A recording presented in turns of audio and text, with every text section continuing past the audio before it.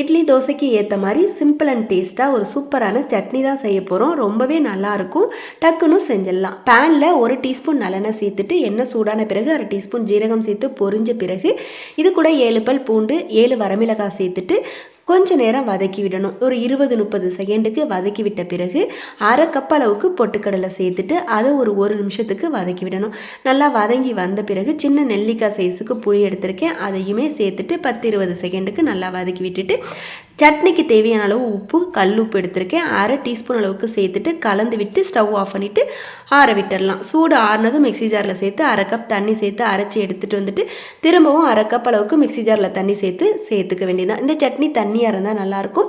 இப்போ பேனில் 1 டீஸ்பூன் எண்ணெய் சேர்த்துட்டு 1/2 டீஸ்பூன் கடுகு, 1/2 டீஸ்பூன் உளுந்து, 1/4 டீஸ்பூன் பெருங்காயத்தூள், 1 கொத்து கருவேப்பிலை சேர்த்து தாளிச்சிட்டு நம்ம அரைச்சி வச்சிருக்க சட்னியில் சேர்த்து சர்வ் பண்ணிக்க வேண்டியதான். ரொம்பவே நல்லாயிருக்கும். ட்ரை பண்ணி பாருங்கள். பிடிச்சிருந்தா லைக் பண்ணுங்கள்.